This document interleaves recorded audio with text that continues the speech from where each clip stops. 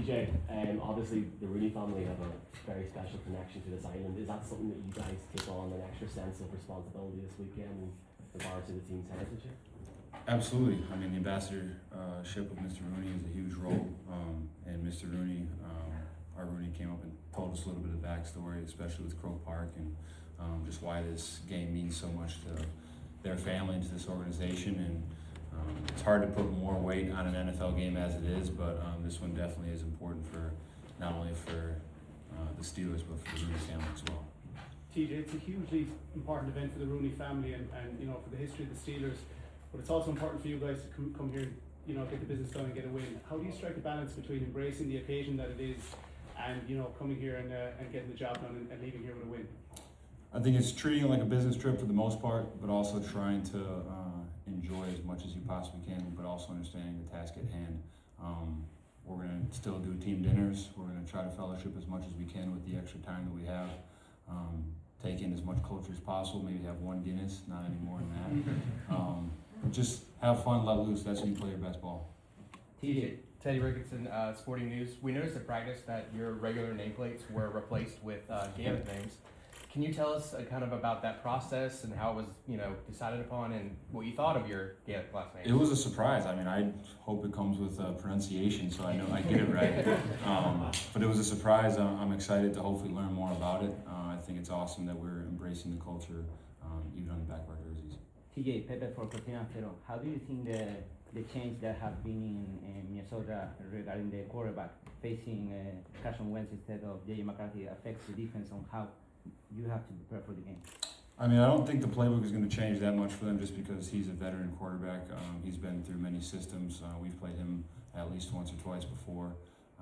He's a guy that can move the ball with his arm or with his legs. He has a lot of weapons around him, a good offensive line, and they're running the ball really effectively as well. So it's going to be a tough challenge for us each and every day, and I don't really see the offense changing a whole lot for a vet like him.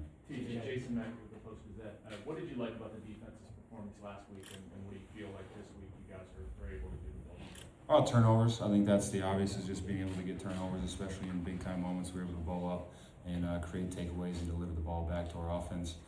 Other than that, I mean, the things that we're building on is getting off the field on third downs is a huge emphasis, and just minimizing the length of these drives. We're just playing way too many snaps right now. How do you do that? How do you do that? How do you get better at getting off?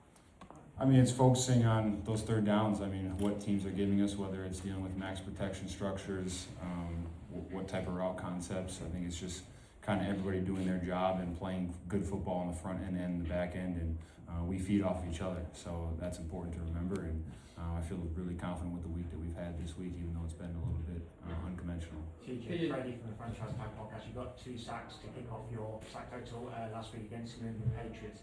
Do you think that's now giving you the spark and to kick on for the rest of the season?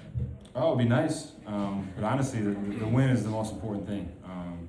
That's first and foremost, but obviously anytime you can provide a spark for the defense and create those longer down distances, it makes those 3rd and 13s, 3rd and 14s, whatever it is, 2nd and 10 plus, much more difficult for the offense to have to convert. TJ, John from Cortinadeacero. How important is for you guys to go 3-1 before the bye week, especially knowing that you guys still didn't play any divisional game? It's huge, and I know this is a home game technically, but we've only played one game truly back home, and to be able to go 3-1 in those circumstances would be absolutely massive. And we're just talking about winning that each quarter. I mean, before 17 games, we only had 16, so you treat it as 4 quarters, and to be able to escape 3-1 would be massive. Hey, Gonzalo Garcia from Spanish Go and Nación Football. Last week you break the game without sack, right? How to build from there to have games similar with some sacks coming forward? I think it's just continuing to work, and we're like I was discussing earlier with the max protections and understanding how teams are blocking us schematically. We have a lot of really good rushmen up front, and we just need to continue to work together and work in the back end, and we go hand in hand. So whether it's an interception or a sack or a TFL or a batted pass, splash is splash at the end of the day. TJ, Freddie from the franchise tag. We've seen the popularisation of brothers doing podcasts and other media together, and usually one's playing. No. The other with JJ, they're not invited No. to this trip. You didn't want to see them, you know, on social media in bars in Dublin, going crazy and, you know, drinking too many Guinness. No, I mean, it'll be fun to have him over here. Obviously, JJ's working with CBS now, so he's all tied up. Derek's being a family man, but I'm sure sometime, I mean, JJ brought us here, I think it was 2014 or 2015. He brought Derek and I here for a trip. We had a blast, so I'm sure we'll have to circle back and do that again sometime, but not right now. TJ, one question. Well, we are from Spain, so we have seen your brother enjoying some Yeah. time there in Barcelona. Have you planned to go visit Barcelona with your brother probably in the off-season to watch some games? Yeah, he raves about it. He has so much fun. He's having a blast, and it's so interesting and a little weird to see him so passionate about soccer, you know. Yeah. But he really does love it, and he says the environment was incredible when he was over there. So hopefully we can arrange something where we can all go over there and enjoy a game. We good? Anything else? I'll do one more if that's okay. Yeah, last one.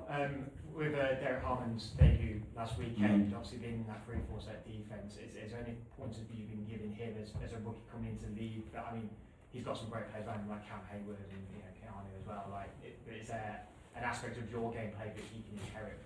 I think he's just play fast, honestly. He's a huge human being. He plays fast, he plays physical, and anytime you just play like you know what you're doing, it allows us to play off each other. So I tell him whether he gets off the ball quicker than me, just go and I'll play off of you. Especially with the chips and the max protection and things of that nature. Sometimes I'm rushing from way wider of a situation where if he just is dictating where he wants to go, I can just play off him better. Whereas if he's trying to think of where I'm gonna go, it makes it a little bit more difficult for the both of us. Thank you. Yeah. All right, thank you guys. Cheers, guys. Cheers.